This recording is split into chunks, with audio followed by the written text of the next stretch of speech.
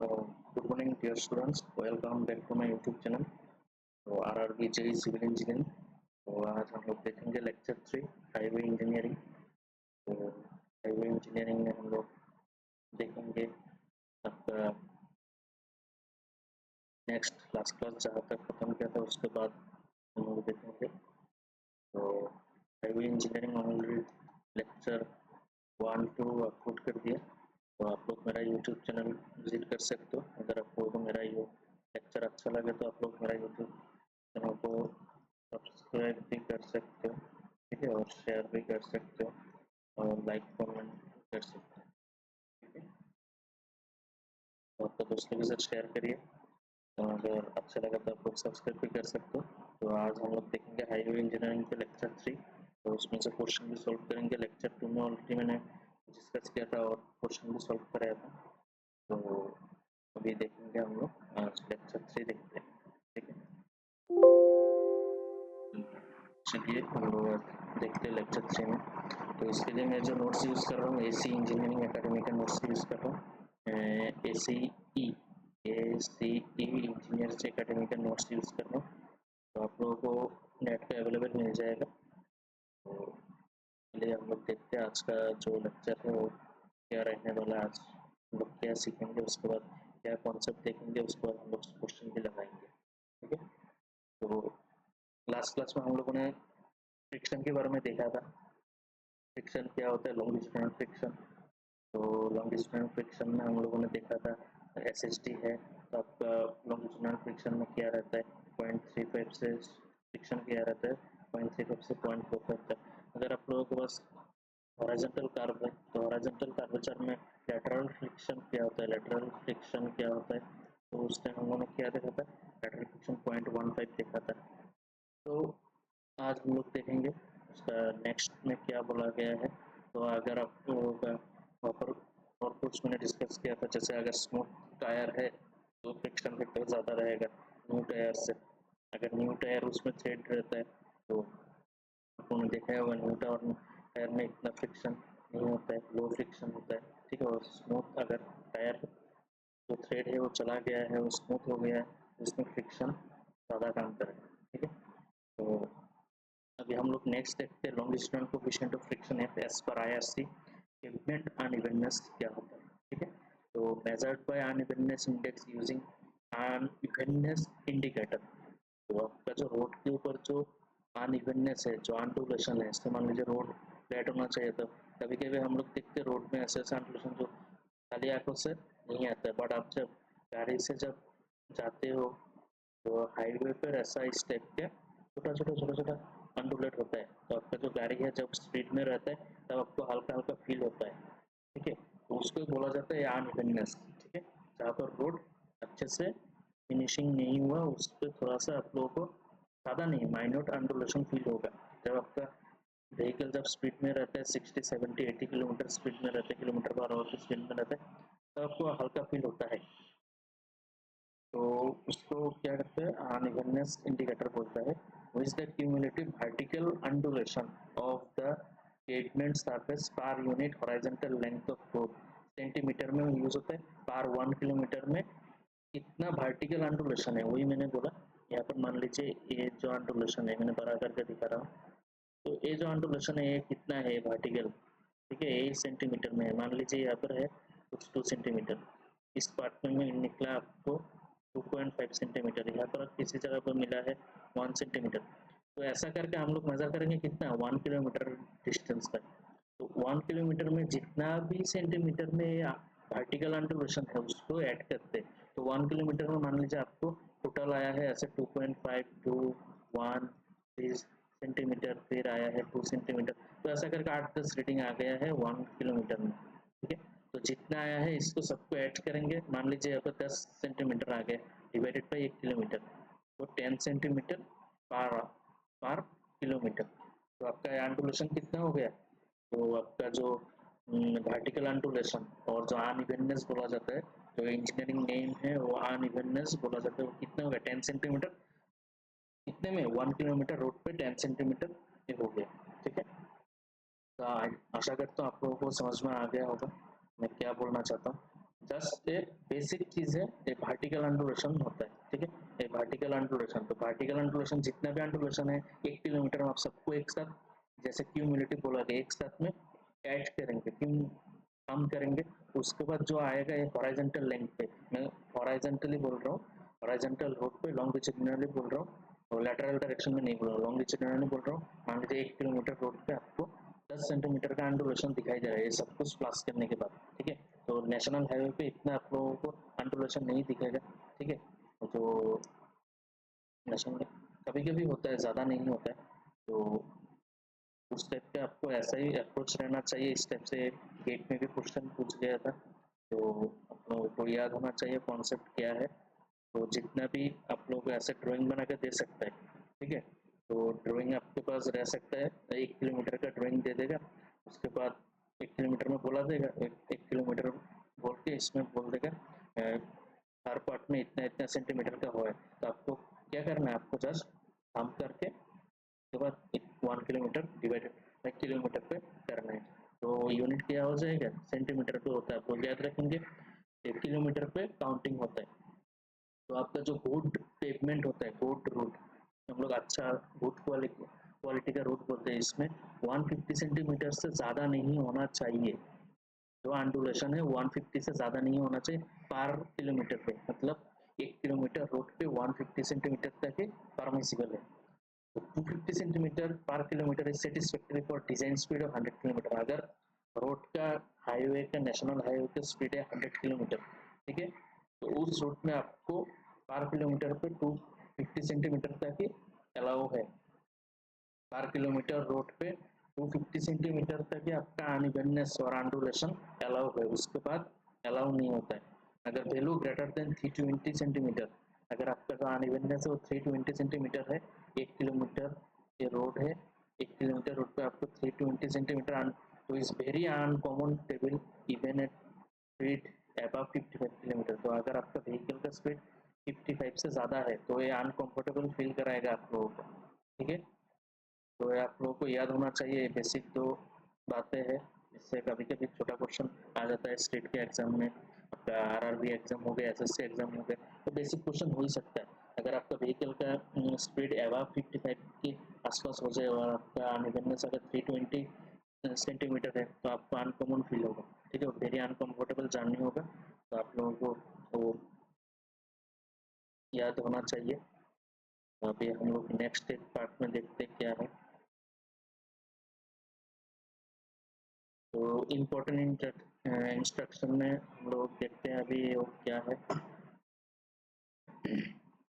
तो जो जिससे क्वेश्चन आया था ग्रेड 12 में, जो रागोमीटर और बम्प इंडिकेटर, ठीक है, जो आपका जो अनइवननेस है रोड के बीच में, जो इस टाइप का अनइवननेस दिखाई देता है, अंडुलेशन जिसको बोलते हैं हम लोग, वो किससे मेजर होता है, वो रागोमीटर और बम्प इंडिकेटर, ठीक है, इससे मेजरमेंट किया जाता है।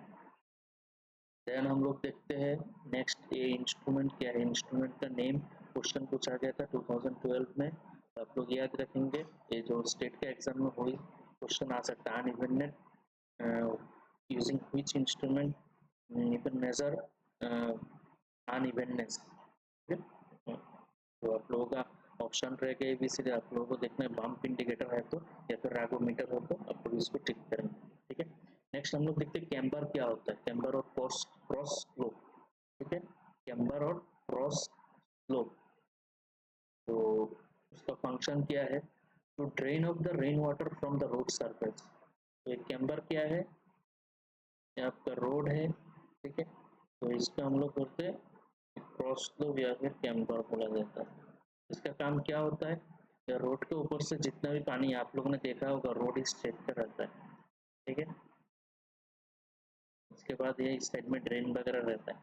तो इस साइड में जितना भी वाटर है, बारिश हो रहा है, बारिश हो रहा है, तो यहाँ पर जितना भी पानी है तो कहाँ जाना चाहिए, इस साइड में जाना चाहिए। ये यहाँ पर गिर के तो यहाँ पर जमा ना हो, मेरा मेन टारगेट क्या है, इस पे जमा ना हो, तो इसलिए हम लोग इस साइड में क्या करते हैं, स्लोप प्रोवाइड करते हैं, कैम्बर या फिर जिसको हम लोग कैम्बर या फिर क्रॉस स्लोप बोला जाता है। पर्पस क्या है, to drain off the rain water from the road surface. तो यहाँ पर जो रोड सरफेस है, मेन रोड है मेरा, यहाँ पर नीचे साइड ड्रेन है, इस साइड से ड्रेन रहता है, साइड ड्रेन रहता है, तो यहाँ पर गिर जाने के लिए to drain out the rain water. तो कैम्बर का मेन फंक्शन क्या है? To drain out the rain water from the road surface. Okay, तो आप लोगों को याद रहेगा, तो इससे क्वेश्चन आता है, आप लोगों को याद होना चाहिए। तो हम लोग नेक्स्ट देखते हैं इसका और क्या फंक्शन है, किससे हम लोग डिनोट करते हैं कैम्बर को। जैसे better surface drainage is important from consideration of prevention of entering of surface water into subgrade soil through pavement। तो हम लोग कैम्बर क्यों इस्तेमाल करते हैं, कभी कभी क्वेश्चन पूछा जाता है। तो जो सरफेस है उसमें बेटर सरफेस क्वालिटी, उसमें बेटर सरफेस ड्रेनेज के मुद्दे रखते हुए हम लोग कंसिडर करते हैं। तो मेरा जो रोड का सरफेस है इसमें अच्छे से वाटर ड्रेन आउट हो जाए, तो इसके लिए हम लोग कैम्बर इस्तेमाल करते हैं। तो यही बोला गया है, जो वाटर है वो सबग्रेड सॉइल, सबग्रेड को मेरा जो सॉइल है थ्रू पेवमेंट, ठीक है, तो मेरा सबग्रेड के अंदर नहीं जाना चाहिए, ठीक है, इसके लिए वो ड्रेन आउट हो जाना चाहिए, इसलिए हम लोग कैम्बर प्रोवाइड करते हैं। तो इस टाइप का क्वेश्चन इसमें थोड़ा घुमा फिरा के क्वेश्चन आता है, ठीक है। तो to make the surface dry soon after the rain so that skid resistance does not reduce। तो skid resistance क्या है? वो फ्रिक्शन है, फ्रिक्शन के अलग नाम से skid resistance बोला जाता है। तो अगर सरफेस वेट होगा तो आपका क्या बोला जाता है यहाँ पर? सरफेस अगर वेट होगा तो क्या बोला था? सरफेस अगर वेट होगा तो आप लोग देखिए फ्रिक्शन क्या होगा, coefficient of friction is less when pavement surface is smooth और वेट, ठीक है। तो आपको वो याद होना चाहिए। तो इसके लिए बारिश होने के बाद तुरंत अगर रोड के ऊपर से जो आपका जो पेवमेंट है, ठीक है, उसका सरफेस से अगर वाटर नहीं जाएगा तो वाटर अगर रहेगा तो क्या होगा? तो हीट का और फ्रिक्शन का प्रॉब्लम होगा, ठीक है। देन हम लोग देखते हैं नेक्स्ट जो पैरामीटर है उसको हम लोग देखते हैं कैसे हम लोग डिनोट करते हैं जो कैम्बर है। तो उसको हम लोग डिनोट करने के लिए कैसा किस तरीके से हम लोग का अप्रोच रहता है और हम लोग देखते हैं। जैसे इसको हम लोग डिनोट करते हैं कैम्बर को 1 in n। तो जो 1 in n का मतलब क्या है? 1 in n, ये जो आपका कैम्बर है, ठीक है, तो इसमें 1 in n बोला गया है। तो 1 मतलब आपका वर्टिकल है और n मतलब आपका हॉरिजॉन्टल। तो मेरा जो ये जो पार्ट है आधा पार्ट है, तो ऐसा होता है, ठीक है। तो 1 in n मतलब आपका जो, अगर मैं हाफ पार्ट को लेकर काम करता हूँ, इस पार्ट को लेकर काम करता हूँ, ठीक है, मैं आधा पार्ट, तो बोला गया 1 वर्टिकल एंड हॉरिजॉन्टल। तो मैं अगर एक इस टाइप के कैम्बर है मेरा, तो यहाँ पर मेरा रोड है मान लीजिए, तो 1 वर्टिकल एंड हॉरिजॉन्टल। तो इससे और क्या होता है? परसेंटेज होता है। तो हम लोगों को क्या पता है? tan theta equals to perpendicular by base. तो इससे आप लोगों को क्या आ जाएगा? tan theta. तो यहाँ पर बोला गया है कि आपका परपेंडिकुलर क्या है? 1 है, और जो आपका बेस है वो n है। तो थीटा का वैल्यू क्या आ जाएगा? tan inverse 1/n। तो अगर मान लीजिए आपका n का वैल्यू कुछ दिया होता तो आपको थीटा का वैल्यू मिल जाता है। तो इस टाइप से आप लोगों का अप्रोच होना चाहिए। अगर आपके पास, आपको बोला गया है परसेंटेज थीटा का वैल्यू कैलकुलेट करो, स्लोप कितना है, ये जो स्लोप है स्लोप कितना है, तो स्लोप के लिए आपको एन का वैल्यू गिवन होगा। तो मेरा जो सेंटर से, रोड ऑफ द सेंटर से अप टू बाउंड्री तक या फिर शोल्डर तक मेरा विड्थ कितना है बोला जाएगा आप लोगों को। मान लीजिए 40 मीटर बोल दिया, इस साइड में 40 मीटर, तो मेरा 80 मीटर हो गया। तो 40 मीटर तो 1/40, तो tan theta tan inverse equals to 1/40 कितना होता है? यही मेरा जो कैम्बर का स्लोप है, ठीक है। तो आशा करता हूँ आप लोगों को आइडिया लग गया कैम्बर का स्लोप कैसे कैलकुलेट होता है। तो इस टाइप से स्टेट एग्जाम में आरआरबी जेई बोल दीजिए, एसएससी बोल दीजिए, तो शॉर्ट क्वेश्चन पूछा जाता है, ठीक है। तो आप लोग कॉन्सेप्ट याद रखेंगे, आप लोगों को बोला ही जा सकता है आप लोग कितना एंगल है कैलकुलेट कर दीजिए। तो आप लोगों को बोल देगा जो पेवमेंट का सेंटर है, centre from centre to the one side of shoulder, और या फिर ऐसा भी बोल सकते हैं total width of the road up to shoulder. Okay, तो टोटल जो रोड है यहाँ पर क्या बोलते हैं हम लोग? कैरेज वे बोलते हैं। तो शोल्डर तक रोड कितना है, तो हम लोग जो प्रोवाइड करते हैं शोल्डर तक हम लोग स्लोप प्रोवाइड करते हैं, ठीक है।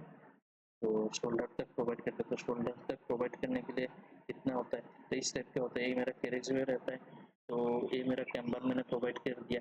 तो इस कैरेज वे से जो पानी है वो तुरंत यहाँ पर आके या फिर जो साइड ड्रेन है साइड ड्रेन में चला जाता है। तो कैरेज वे से सरफेस का अंदर पानी नहीं जाना चाहिए, हम लोग का मेन यही टारगेट होना चाहिए। तो हम लोगों का जो सॉइल सबग्रेड है इसको खराब ना करे, ठीक है। इसके लिए पानी यहाँ से जल्दी से हटाना ज़रूरी है, तो इसके लिए स्लोप देना पड़ता है। तो जो स्लोप की वजह से पानी है ऊपर से यहाँ का ड्रेन में चला जाएगा। तो ये जो स्लोप है इसको कैसे डिनोट करते हैं, 1/n। तो आपको बोल दिया अगर total width of the road up to shoulder, ठीक है, 80 मीटर, तो आधा कितना होगा, 40 मीटर। तो आपको याद होना चाहिए इस टाइप का क्वेश्चन अगर पूछे तो नेक्स्ट हम लोग देखते हैं दूसरा एक कॉन्सेप्ट को। यहाँ पर फैक्टर का क्या है, फैक्टर का भी थोड़ा बहुत कुछ बोला है, हम लोग देख लेते हैं। Factor types of pavement surface, amount of rainfall. हाँ, वो फैक्टर्स क्या क्या किसके ऊपर डिपेंड करता है कैंपर, तो फैक्टर भी इम्पोर्टेंट आप लोग याद रख सकते हो। वो पेवमेंट का सरफेस के ऊपर भी डिपेंड करता है। फिर अमाउंट ऑफ रेनफॉल, कितना रेनफॉल हो रहा है, वही फैक्टर है, ठीक है। देन हम लोग देखते हैं वो इसमें क्या बोला गया है, types of camber based on shape, ठीक है। तो कैम्बर का शेप क्या क्या हो सकता है, टाइप्स ऑफ कैम्बर, तो उसमें 2-3 या फिर उससे ज़्यादा शेप का हम लोग देखेंगे।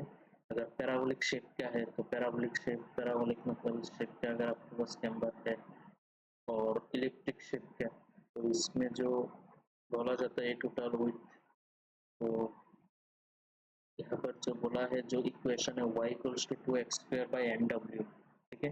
तो n आपका क्या है, n है 1/n, ठीक है, n इन परसेंट। और जो x है वो आपका इस डायग्राम से आपका शो हो रहा है।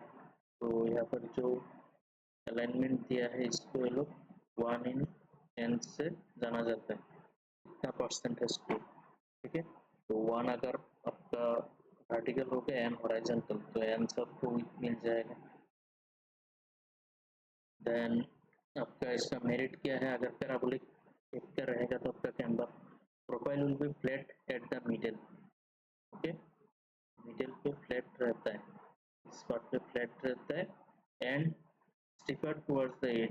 तो इस साइड में यही तो हम लोगों का रोड का शेप होता है, ऐसे तो मैंने ड्रॉ किया था, इस टाइप का रहता है।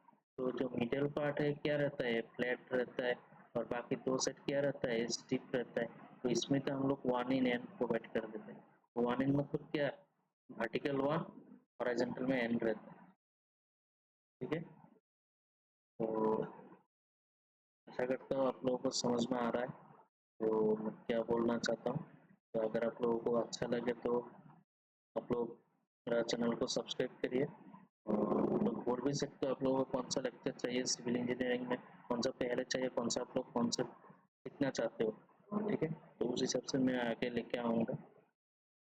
तो आपको दोस्तों के साथ भी शेयर करिए ताकि लोगों को, डिग्री डिप्लोमा स्टूडेंट को अगर जिनको कॉन्सेप्ट चाहिए तो कॉन्सेप्ट के लिए आप लोग रेफर कर सकते हो मेरा वीडियोस को। तो हम लोगों ने पैराबोलिक की बात कर लिया, तो आशा करता हूँ आप लोगों को समझ में आ गया होगा। And then it is preferred by fast moving vehicle as they have to frequently cross the crown line during overtaking operation, okay। then demerits क्या है, since stiffer at edge showing moving vehicle have a tendency to overturn inside and hence try to occupy the central portion of the roadway resulting in reduction of traffic capacity। तो क्या बोला है, देखिए इसमें बोला है एक फ्लैट है और एक कार है। तो ऐसा करके जब आपका रोड होता है, कार पोर्शन पे होता है, तो अगर हमें कार मैंने बनाया है, ठीक है, तो जो व्हीकल इसके ऊपर से जा रहा है वो तो ठीक है, वो चला जाएगा, उसका कुछ प्रॉब्लम नहीं। ये बोला गया है किसी व्हीकल अगर ओवरटेक करता है, चलो मैं इस साइड से ओवरटेक करूंगा, तो ये अगर स्टीप है, ज़्यादा स्टीप होगा, तो ये जो व्हीकल जा रहा है ये ओवरटर्न होकर इस साइड में गिरने का चांस रहेगा। तो आप लोग आपका नॉर्मली सोच के देखिए, अगर मेरा कुछ भी व्हीकल जा रहा है इस साइड से, तो ये मेरा फ्लैट पार्ट है अप टू दिस मच, तो ये मेरा कुछ प्रॉब्लम नहीं हो रहा। अगर मैं इस साइड से जा रहा हूँ, अगर कोई व्हीकल पीछे से आकर ओवरटेक करना चाहता है, तो भाई साहब क्या करेगा, इधर से ओवरटेक करेगा। और यहाँ पर मैंने प्रोवाइड करके रखा क्या, एज। तो अगर ज़्यादा मैंने वर्टिकल स्टिप कर दिया इसको, तो पानी जल्दी से करना, इसकी वजह से मैंने अगर इसको वर्टिकल ज़्यादा कर दिया, तो यहाँ से जो व्हीकल जाएगा अगर ओवरटेक करेगा, तो ये ओवरटर्न होने का चांस है। यही यहाँ पर बोला गया है, देखिए, since steeper at edge slow moving vehicle have a tendency to overturn inside. Overturn होकर कहाँ गिरेगा, ये इधर गिर जाएगा, ओवरटर्न होकर ये ऐसा ओवरटर्न होगा। तो try to occupy the central portion of the roadway. तो अगर ओवरटर्न ना हो इसके लिए क्या करते हैं, तो इसके लिए ओवरटर्न अगर ना हो इसके लिए हमेशा गाड़ी क्या करता है,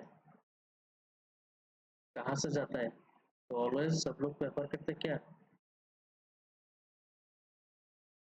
ईस्ट से जाने के लिए, सेंट्रल पार्ट से, जो मीडियल फ्लैट पार्ट है इधर से व्हीकल जाएगा। तो इससे क्या होता है, रोड का ट्रैफिक फ्लो रिड्यूस होता है।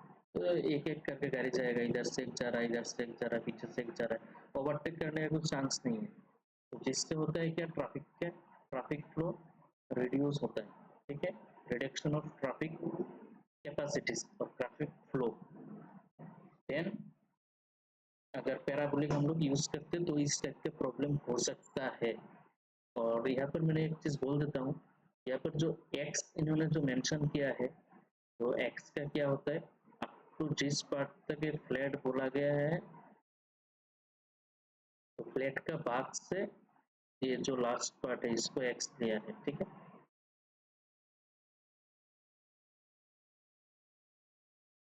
तो नेक्स्ट हम लोग आगे देखते हैं, तो जो पैराबोलिक है इसका प्रॉब्लम होता है हम लोगों को, तो आप लोगों ने डी मिनट्स भी देख लिया। तो अभी हम लोग देखते हैं इसको, हम लोग को तो दूसरा मेथड अपनाना पड़ेगा अगर इससे प्रॉब्लम हो रहा है हम लोगों के पास, क्योंकि ट्रैफिक फ्लो डेली इंक्रीज हो रहा है, ठीक है, तो सब लोग गाड़ी खरीद रहे हैं, तो ट्रैफिक फ्लो ज़्यादा इंक्रीज हो रहा है। तो ट्रैफिक फ्लो से बचने के लिए अभी हम लोग नया मेथड अपनाना पड़ेगा, तो जो अभी देन हम लोग देखते हैं स्ट्रेट लाइन कैमरा। अगर हम लोग स्ट्रेट लाइन दे देते, जो ये मेरा कैरेज है, यहाँ पर मेरा इससे व्हीकल जा रहा है, तो इधर से मैंने अगर स्ट्रेट लाइन मान लिया, तो generally in concrete, cement concrete pavement जो होता है, इसमें the wheel does not have contact at centre when straight camber is provided or when camber is on a curve cross slope, ठीक है। तो does not have contact at centre when straight camber is provided, जब straight camber, जब जैसे straight camber provide किया जाता है, तब वो जो बीच का जो पार्ट है, तो कॉन्टैक्ट एट सेंटर, सेंटर के साथ कुछ कॉन्टैक्ट नहीं रहता है, ठीक है, जो व्हील का व्हीकल का जो व्हील है।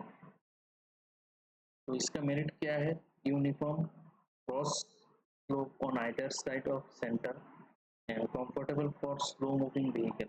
तो गाड़ी अगर स्लो चल रहा है तो चला जाएगा इस पर से, तो स्लो मूविंग व्हीकल के लिए तो इस साइड से जाता है, जो बीच का जो मिडल पोर्शन है, तो इस पे व्हीकल नहीं जाता है, ठीक है, इस पार्ट पे नहीं जाता है, गाड़ी इस साइड से चला जाता है, जो गाड़ी का जो व्हीकल का जो व्हील है वो does not have contact at centre, तो सेंटर के साथ कॉन्टैक्ट नहीं होता, ठीक है।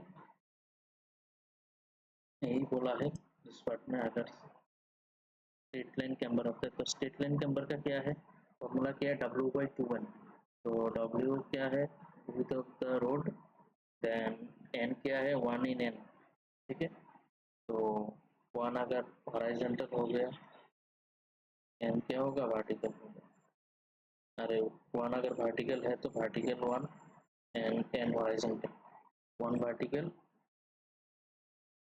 N हॉरिजॉन्टल, तो N हॉरिजॉन्टल क्या है, W/2, ठीक है, W/2 और N क्या है,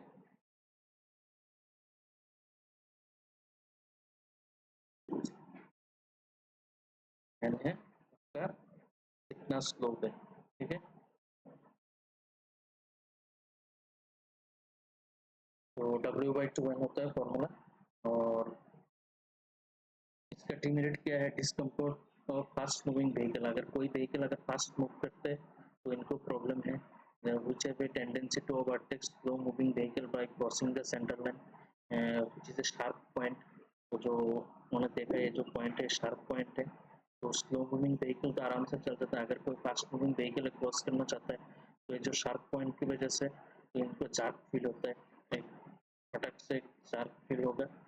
So further, the road is likely to get damaged at the center since stress intensity is high because the sharp point of negligible area। तो जो sharp point स्मॉल एरिया पे है इसकी वजह से यहाँ से डैमेज होने का चांस भी है। ठीक है, अगर इस फ्रीक्वेंट जो फास्ट मूविंग व्हीकल है वो इस पॉइंट से क्रॉस करेगा, ओवरटेक करेगा स्लो मूविंग व्हीकल को, तो इस पार्ट में रोड का डैमेज होने का भी चांसेस है। तो इसके लिए जो इसका जो डीमेरिट बोला गया ये डीमेरिट है, तो रोड का डैमेज हो सकता है इस पर्टिकुलर पॉइंट पे और ड्राइवर को एक जार्क फील होगा। ठीक है, तो अचानक से एक जार्क फील होगा। देन क्या गया है आगे जाके अभी नया मेथड अपने combination of straight and parabolic slope. तो आपका स्ट्रेट और पैराबोलिक स्लोप में क्या होता है इसका कॉम्बिनेशन अभी हम लोग देखेंगे। तो इसमें क्या बोला गया है स्ट्रेट और पैराबोलिक के अंदर।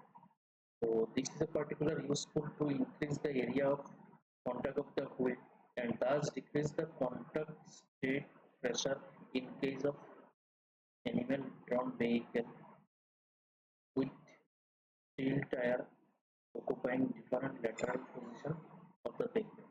तो एक कॉम्बिनेशन है। तो पहले हम लोगों ने क्या देखा था, तो हम लोगों के पास जो था एक पैराबोलिक का रिबन। तो इससे क्या होता था, लोगों को प्रॉब्लम फेस होता, अगर इस पार्ट से जो जाएगा वो तो चला जाएगा, अगर फास्ट मूविंग व्हीकल है तो ज़्यादा स्पीड से जाना चाहता तो अब ऑटो में गिर जाएगा। ठीक है, हम लोग ने देखा था, तो फॉर्मूला क्या था 2x² बाई NW हम लोग ने देखा। ठीक है, पैराबोलिक केस। तो अगर मेरे पास अगर स्ट्रेट है, स्ट्रेट कैम्बर है, तो स्ट्रेट कैम्बर में तो अगर ये मैंने स्ट्रेट दे दिया तो इसका जो पॉइंट है तो एक जो पॉइंट है कॉन्टैक्ट प्रेशर कम हो गया, तो इसमें से अगर व्हीकल स्लो मूविंग व्हीकल तो चला जाएगा या फास्ट मूविंग व्हीकल अगर इस पॉइंट को करता है तो उनको एक जार्क फील होगा और इस पॉइंट का डैमेज भी होगा। जैसे stress intensity is high because sharp point is negligible area, जो इसके एरिया है स्मॉल एरिया है वो ही डैमेज होगा। तो स्ट्रेट में भी प्रॉब्लम तो है। तो अभी हम लोगों ने इंट्रोड्यूस किया नया एक सीन, तो जिसमें क्या होता है पैराबोलिक एंड स्ट्रेट। अभी का जो रोड है ये क्या है पैराबोलिक है, ये जो गैरेज है पैराबोलिक देन स्ट्रेट है। अभी रोड का जो सीन है अभी इस टाइप का है, तो बीच का जो पार्ट है वो पैराबोलिक है देन आपका स्ट्रेट होता है। This is a particularly useful to increase the area of the contact of the wheel. तो अगर एक पैराबोलिक रहेगा तो कॉन्टैक्ट जो व्हील का जो कॉन्टैक्ट रहेगा वो ज़्यादा रहेगा, then thus decrease the contact state pressure।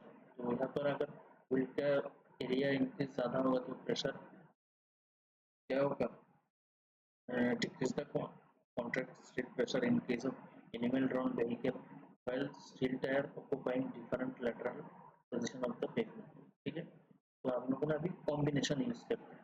ठीक है, स्ट्रेट और पैराबोलिक का कॉम्बिनेशन हम लोग यूज करते हैं। तो पैराबोलिक हो गया स्ट्रेट हो गया, तो टेम्पर पार्ट है स्ट्रेट हो गया। ठीक है, तो आप लोग देखेंगे अभी जो रोड होता है, जो रोड होता है फॉर्मेशन में, तो ये जो बड़ा वाला ऐसे ऐसे इस टाइप आपको दिखेगा भी नहीं। ये जो यहाँ पर तो उन्होंने ज़्यादा बनाया है बट आपको रोड पे फील ही नहीं हो, तो उन्होंने कुछ दिया है या फिर नहीं। एक्चुअल फील्ड पे आप जब जाएंगे तब आपको तो समझ भी नहीं आएगा एक्चुअली दे हैव प्रोवाइडेड।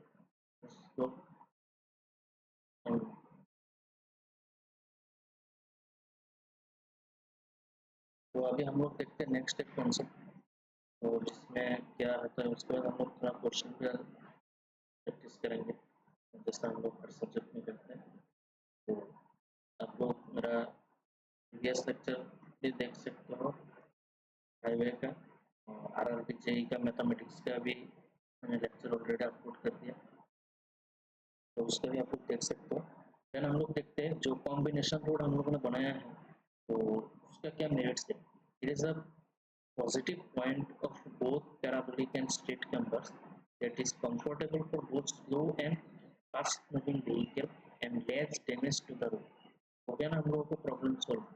पहले क्या होता था, स्लो मूविंग जाता था, अगर फास्ट व्हीकल होता था वो ओवरटर्न होकर पर गिर जाने का चांसेस था। ठीक है, देन अभी हम लोगों ने नेक्स्ट बनाया कि स्ट्रेट। तो स्ट्रेट होने से क्या होता है, स्लो चला जाता था। अगर फास्ट मूविंग व्हीकल सेंटर से जाता था तो कॉन्टैक्ट प्रेशर कम होने की वजह से वहाँ पर प्रेशर का स्ट्रेस डिस्ट्रीब्यूशन इंटेंसिटी ज़्यादा हो जाता था तो उसकी वजह से डैमेज होने का चांसेस था, जो शार्प पॉइंट।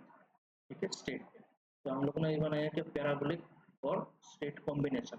तो जिसमें क्या होता है, स्लो मूविंग व्हीकल भी चला जाता है, फास्ट मूविंग व्हीकल भी चला जाता है और रोड का डैमेज भी कम होता है। ठीक है, तो इस टाइप का अभी कॉम्बिनेशन होता है रोड बनाने के लिए, जो स्ट्रेट होता है या फिर स्ट्रेट और पैराबोलिक दोनों का मिला के होता है। तो आप एक्चुअल रोड जब देखेंगे हाईवे वगैरह तो उस पर आप लोगों को वो जो स्ट्रेट पोर्शन में बोल रहा हूँ कैम्बर का, वो आप लोगों को समझ में नहीं आएगा। ठीक है, इतना शार्प स्मॉल स्लोप होता है जो वाटर को ड्रेन आउट करने के लिए मेरा जो कैरेज वे है उधर से। देन हम लोग देखते हैं जो मेरा relationship between longitudinal gradient and camber के बीच में जो रिलेशन होता है वो क्या होता है। ठीक है, तो के बीच में जो रिलेशन होता है वो क्या होता है, तो हम लोग देखते हैं उसके बारे में।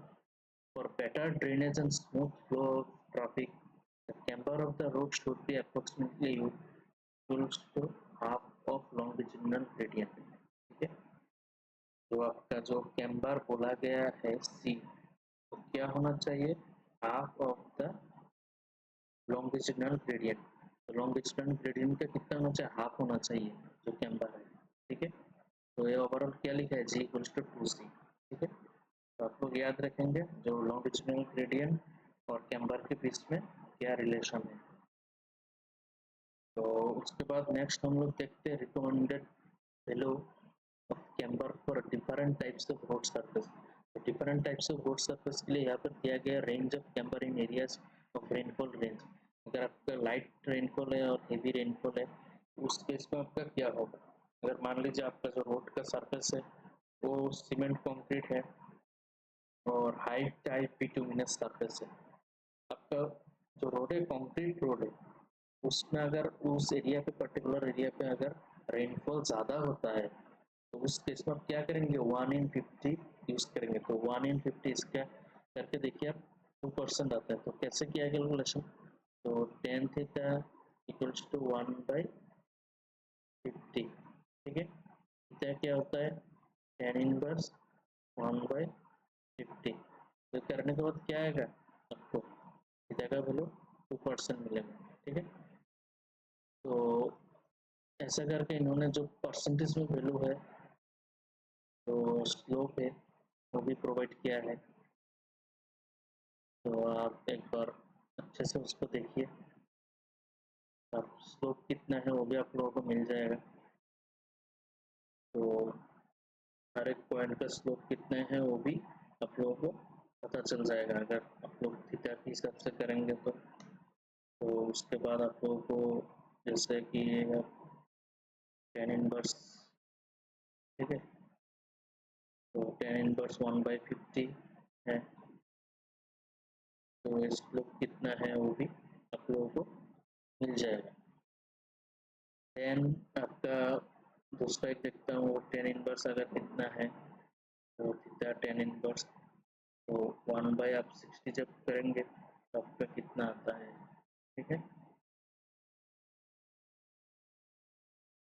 तो अभी यहाँ पर दिया है अगर हेवी रेनफॉल है तो 1/n तो 1/50 होता है। ठीक है, तो अगर लाइट रेनफॉल है तो 1/60 होता है। तो जब इसको परसेंटेज में करेंगे तो उसके बाद ये आएगा 1.7%। ठीक है, तो 1/60। ठीक है, तो 1/60 का जब परसेंटेज में करेंगे तो उस स्टेप से परसेंटेज में आता है। तो इसका जब आप परसेंटेज में करेंगे तब क्या होता है, तो ये ऑलमोस्ट क्या आएगा 1.666, तो ये 1.7% में लिखेंगे। अगर आपको स्लोप बोल दिया थीटा की वैल्यू में कितना होता है, वो tan इनवर्स फॉर्मेट में, tan इनवर्स 1/n फॉर्मेट में आपको करना होगा। ठीक है, ये बात है। आप लोग तो अच्छे से आप लोग देखिए कैसा करना है। तो बोल दिया, तो अगर क्वेश्चन में अगर स्लोप बोल दिया, क्योंकि हमेशा बुक में क्या रहता है, एक ही चीज़ रहता है 1/n और परसेंटेज में दे दिया। क्वेश्चन में ऐसा भी हो सकता है स्लोप बोल दे, थीटा बोल दे, तो कुछ भी कर सकते हैं, नया कुछ ट्रिक्स लगा ही सकता है। तो ये पैरामीटर जो 4 है आप लोग याद रखेंगे। अगर cement concrete and high type bituminous है तो 1/50 होगा हेवी रेनफॉल एरिया के लिए, लाइट रेनफॉल के लिए 1/60 होगा। तो अगर हेवी रेनफॉल है तो हम लोग जो स्लोप ज़्यादा, स्लोप हम लोग ज़्यादा यूज़ करते हैं, और यहाँ पर हम लोग स्लोप कम यूज़ करते हैं।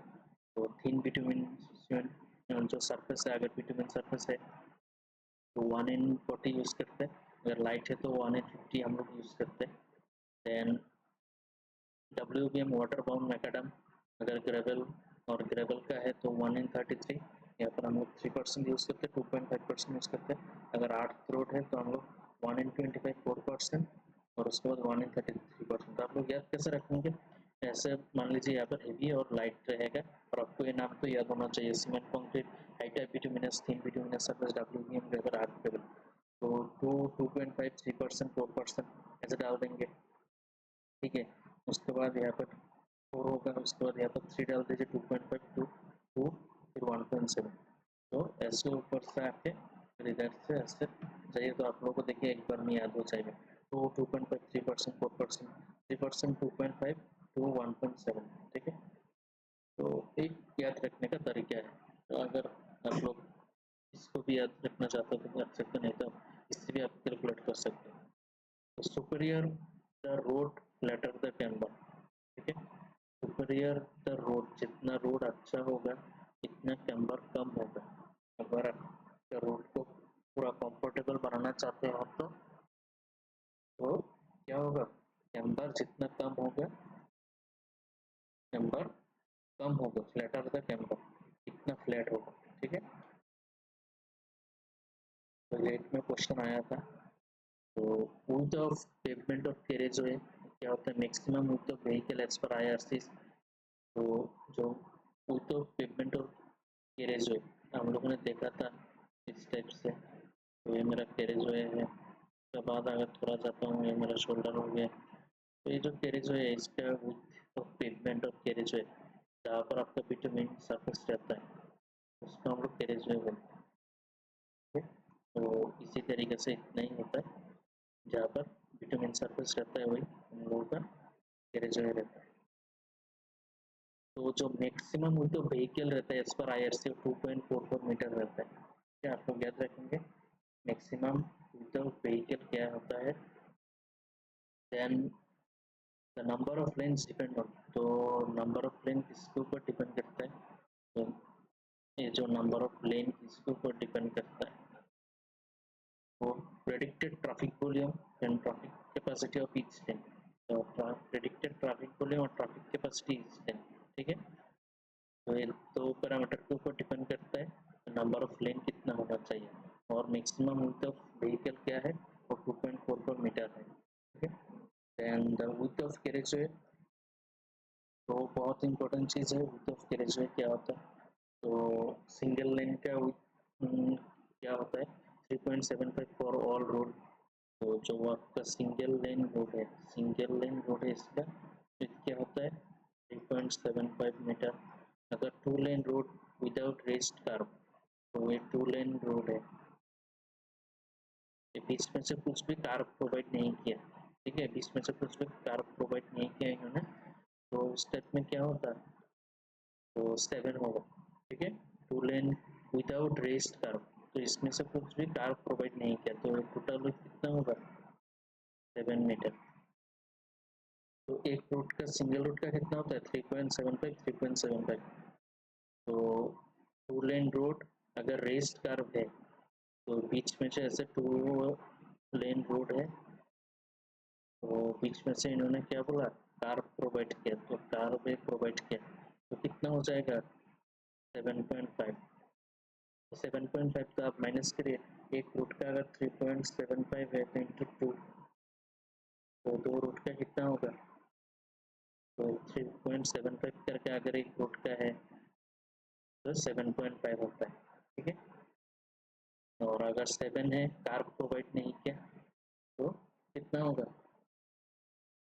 3.5 इंटू 2, 3.5 करके होता है अगर विदाउट कार होता है तो। और इंटरमीडिएट कैरेज वे कितना होता है, इंटरमीडिएट कैरेज वे 5.5 मीटर होता है, ठीक है। इंटरमीडिएट कैरेज वे अगर 2 लेन विथ रेस्ड कार है, बीच में से कार है, तो 7.5 होता है। मल्टी लेन पेवमेंट 3.5 पर लेन, तो अगर मल्टी लेन है आपके पास, ऐसे करके मल्टी लेन है, जैसे व्हीकल जा रहा है, आ रहा है, जा रहा है, आ रहा है, तो कितना होता है 3.5 करके होता है, एक लेन 3.5 करके होता है पर लेन, ठीक है। एग्जाम्पल 3 लेन, अगर 3 लेन है आपके पास, तो 3.5 3.5 3.5 कितना है 3.5 इंटू 3, तो कितना होगा 10.5 मीटर। कैलकुलेट करके देखिए, अगर 4 लाइन है तो 3.5 इंटू 4 है 14 मीटर। और अगर आपके पास इंटरमीडिएट कैरेजवे है, तो इंटरमीडिएट कैरेजवे तो 5.5 मीटर का होता है, ठीक है। तो 3.75 तो 5.5 का ये होता है। बाकी आप लोगों ने देखा 2 है, अगर रेस्ड कार है तो 3.5 इंटू 2 कर दीजिए, तो ऑन ब्रिज, ठीक है। अगर ब्रिज है तो 7.5 मीटर। अगर आपके पास मल्टी लेन रोड है तो क्या होगा। देन हम लोग देखते हैं नेक्स्ट एक पार्ट।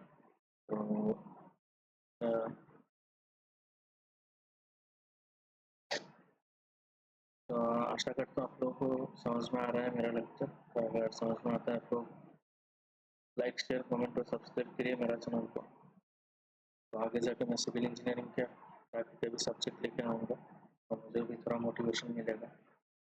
और अभी हम लोग नोट में देखते हैं, the width of pavement is increased on horizontal curve to take care of tracking and psychological effect called extra widening।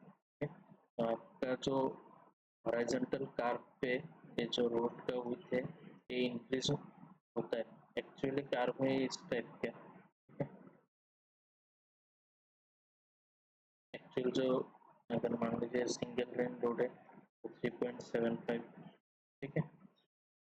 तो बट कार पोर्शन पे हम लोग क्या करते हैं, कार पोर्शन पे हम लोग थोड़ा एक्स्ट्रा प्रोवाइड करते हैं। ये जो पार्ट मैंने प्रोवाइड किया इसको, ये जो तो यहाँ पर जो एक व्हीकल जा रहा है, तो ये जो ऑफ ट्रैकिंग और एक्स्ट्रा वाइडनिंग की वजह से हम लोग ये जो है एक्स्ट्रा वाइडनिंग करते हैं।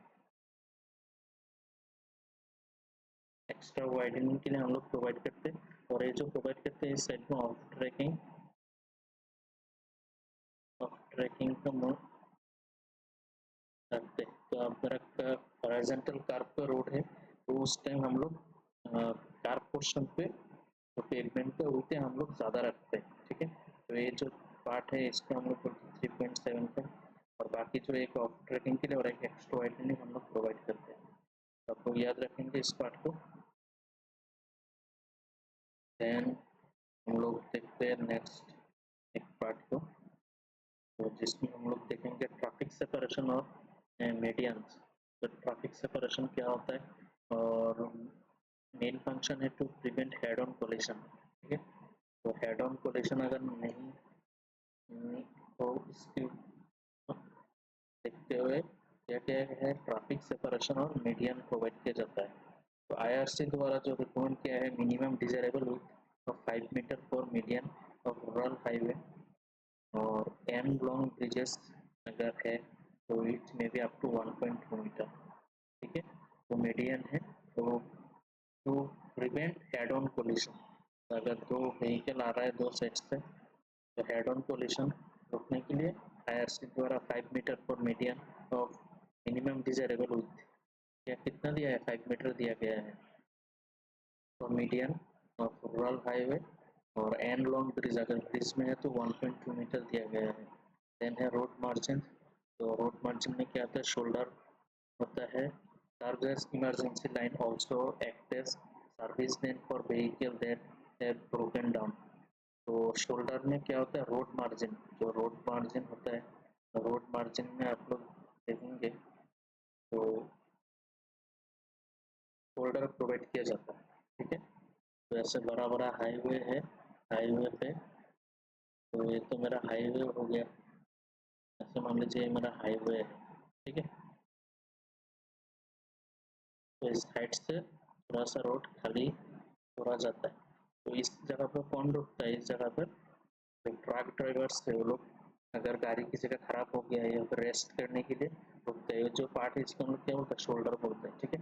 या फिर इस पार्ट को इमरजेंसी पर्पस में भी यूज किया जा सकता है, ठीक है? यही बोला गया है, the surface off shoulder should be rougher than the traffic lane so that vehicles are discouraged to use the shoulder as a regular traffic lane।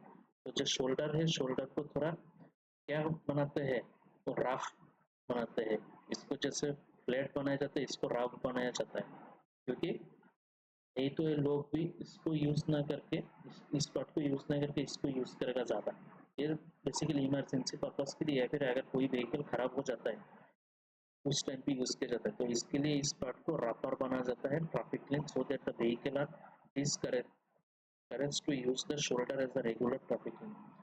तो इधर अगर नहीं चाहिए, इधर ही मैक्सिमम लोग यूज करें, इमरजेंसी पर्पज में सिर्फ इस रोड को स्पेशली शोल्डर को रफ बनाया जाता है, फ्लैट ना बनाकर थोड़ा रफ बनाया जाता है, ठीक है। तो आशा करता हूँ आप लोगों को समझ में आएगा। इसको रफ मतलब अंडुलेशन प्रोवाइड किया जाता है, इसमें से एक फ्लैट होता है। तो उनका टारगेट है व्हीकल, सारा व्हीकल इसमें से जाए। अगर किसी का व्हीकल खराब हो गया या फिर इमरजेंसी पर्पज में रोड को यूज कर।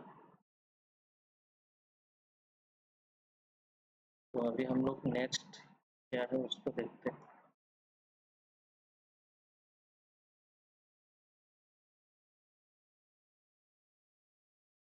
तो अभी हम लोग फोल्डर क्या है वो सब कुछ देख लिया, विड्थ कितना है। तो अगर तो आप लोगों को समझ में आ रहा है सब कुछ, तो अगर आप लोगों को डाउट है तो आप लोग कमेंट भी कर सकते हो, कमेंट में बोल सकते हो कुछ अगर प्रॉब्लम हो तो समझ में।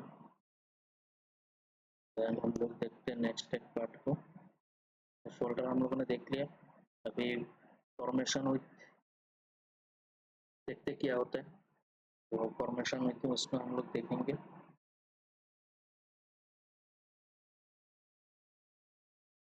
तो अभी हम लोग देखते हैं फॉर्मेशन विथ क्या होता है, ठीक है। तो फॉर्मेशन विथ वेरियस रूट क्या होता है, road classification, road width in metre. तो प्लेन एंड रोलिंग टेरेन और माउंटेनियस एंड स्टीप टेरेन। तो रोड क्लासिफिकेशन अलग अलग रोड में है। तो नेशनल हाईवे में अगर प्लेन और टेरेन पे है तो रोड का विड्थ कितना होना चाहिए, ओपन एरिया पे अगर है तो 45 मीटर होना चाहिए। और अगर माउंटेन और स्टिप टेरेन पे है तो 24 मीटर होना चाहिए। नेशनल हाईवे और स्टेट हाईवे का रोड के बारे में बोल रहा हूँ। प्लेन और रोलिंग टेरेन अगर है तो 45 मीटर। आप लोग ये भी देखेंगे ये ओपन एरिया पे है और बिल्ट अप एरिया पे, अगर बिल्ट अप एरिया पे है 30 मीटर होगा। और माउंटेनियस अगर स्टिप टेरेन बिल्ट अप एरिया पे है तो 20 होगा। तो ऐसे करके विलेज रोड है, तो अगर ओपन एरिया पे है तो प्लेन और रोलिंग टेरेन के लिए 12 मीटर माना जाता है without the formation of road, ठीक है। Minimum shoulder width recommended by IRC 2.5 metre. Minimum shoulder का विथ कितना होना चाहिए, ये 2.5 मीटर होना चाहिए। देन फ्रंटेज रोड क्या होता है, are provided to give access to properties along an important highway with control access an expressway or freeway, ठीक है। फ्रंटेज रोड क्या होता है, are provided to give access to properties along an important highway। अगर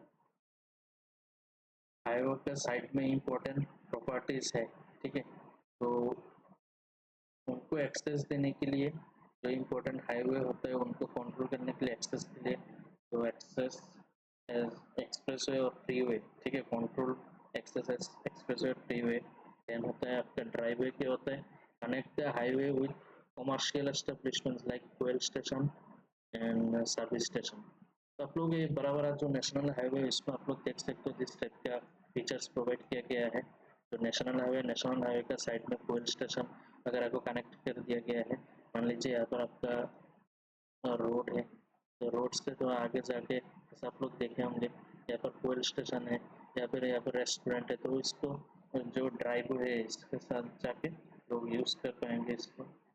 तो जो फ्रंटेज रोड है provided to give access to the properties along an important highway. अगर इन हाईवे के साथ अगर प्रॉपर्टीज है, इंडस्ट्री है, तो इसको कनेक्ट करने के लिए तो इसको फ्रंटेज रोड बोला जाता है।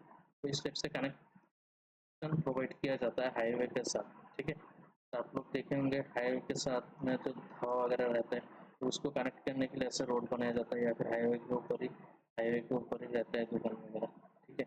अगर पेट्रोल पंप पे थोड़ा अंदर जगह यहाँ पर रोड बनाया जाता है, इसको ड्राइववे बोला जाता है। इसमें मार्किंग वगैरह या फिर बोर्ड भी लगाया जाता है।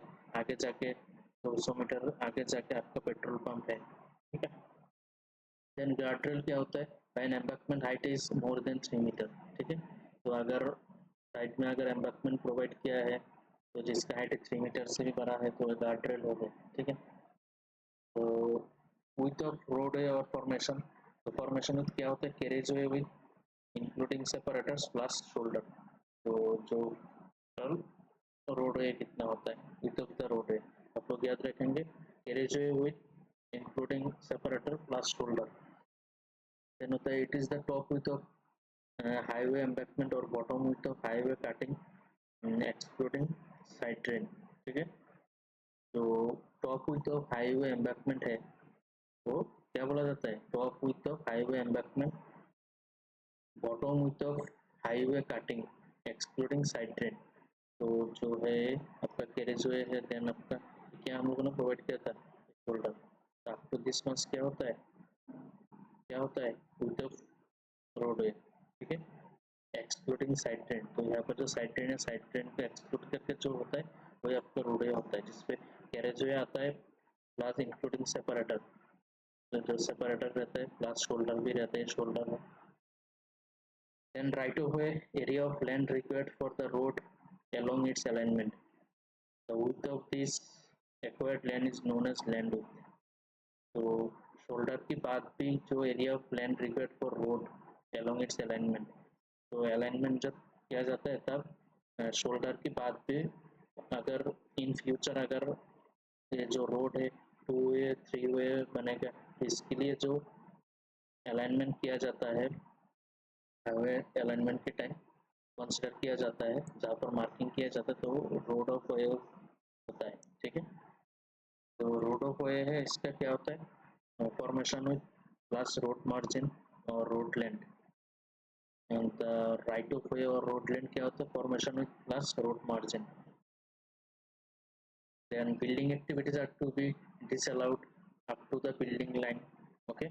तो जहाँ पर बिल्डिंग लाइन दिया रहता है अप टू इस एरिया पे कुछ भी बिल्डिंग कंस्ट्रक्ट करना हो अलाउ नहीं है।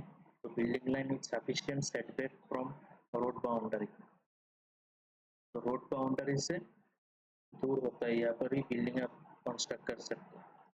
तो आपका यहाँ पर अगर कैरेज है तो शोल्डर है, देन आपका जो रोडवे है, तो रोडवे के बाद आपका बिल्डिंग लाइन है, तो आप इस एरिया पे बिल्डिंग कंस्ट्रक्ट करोगे।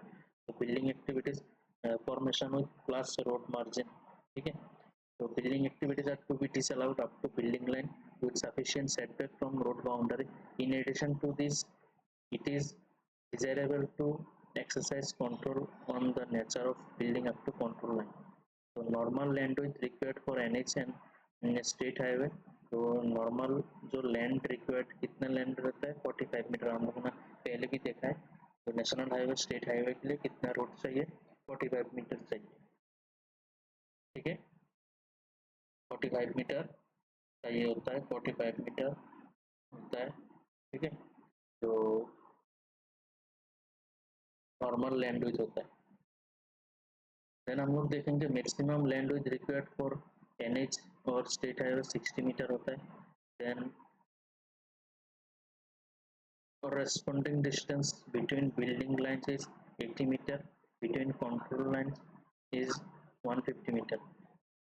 तो ये हम लोगों ने पहले भी देखा था, तो हमने फिर से एक बार क्लास में हम लोगों ने देखा था।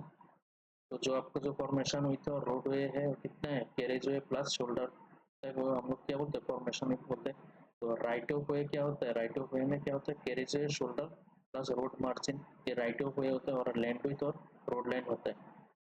तो क्या होता है 60 मीटर तक होता है, और जो 80 मीटर है वो होता है, ये बाउंड्री लाइन, बोथ साइड में बाउंड्री लाइन तक वो 80 मीटर होता है। फिर ये जो कंट्रोल लाइन होता है अप टू 100 मीटर 150 मीटर तक होता है, ठीक है, 150 मीटर तक होता है। तो इसका फिर से हम लोग एक बार फिर क्या बोला है उसमें देख लेता हूँ।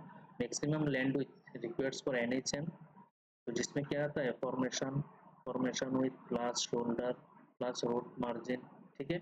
उसके बाद बिल्डिंग लाइन, ठीक है, तो 60 मीटर होता है maximum land width. Then corresponding distance between building lines, तो बिल्डिंग लाइन के बीच कितना डिस्टेंस होता है, वो 80 मीटर होता है। अगर बिल्डिंग लाइन्स में मान ले तो 80 मीटर होता है। बिटवीन कंट्रोल लाइन क्या होता है, अगर आप फॉर्मेशन शोल्डर और मार्जिन को देखें तो 60 मीटर का होता है। देन उसके बाद वो 150 मीटर तक होता है। अगर कंट्रोल लाइन तक बोले तो हम लोग वो 150 मीटर तक होता है। 60 metre up to road boundary, ठीक है, जिसमें क्या होता है 60 मीटर क्या होता है, रोड वे होता है, राइट ऑफ वे और लैंड विथ और road land, carriage way shoulder road margin. अगर इसमें आप बाउंड्री लाइन भी ऐड कर देंगे तो एक्स्ट्रा 20 मीटर ऐड हो जाएगा, तो 80 मीटर हो जाएगा। बाउंड्री लाइन के बाद आप अगर कंट्रोल लाइन ऐड करेंगे तो उसमें क्या होगा 150 मीटर हो जाएगा, ठीक है। तो आप लोग याद रखिए इसको। तो हम लोग नेक्स्ट क्लास में इससे क्वेश्चन सॉल्व करेंगे। तो आज के लिए इतना ही, तो मिलते हैं लेक्चर 4 क्लास में। तो अगर आप लोगों को मेरा लेक्चर अच्छा लगे तो आप लोग शेयर करिए, सब्सक्राइब करिए, और आप लोगों को कुछ भी डाउट रहे तो आप लोग कमेंट भी कर सकते हो वीडियो के डिस्क्रिप्शन में, तो कमेंट करिए, तो मैं उसका, अगर आप लोगों को और कुछ भी क्लास चाहिए, कौन सा क्लास पहले चाहिए उसके ऊपर आप लोगों को वीडियो बनाना चाहिए, आप लोगों को कौन सा पसंद है सब्जेक्ट पहले चाहिए, तो आप लोग बोल सकते हो। तो आज के लिए इतने ही, मिलते हैं नेक्स्ट क्लास में। और आप लोग मैथमेटिक्स का भी लेक्चर आशा करता हूँ कुछ डाउट नहीं रहेगा। अगर डाउट रहेगा तो आप लोग क्वेश्चन पूछ सकते हो, ठीक है। तो नहीं, मिलते हैं नेक्स्ट क्लास में। Thank you.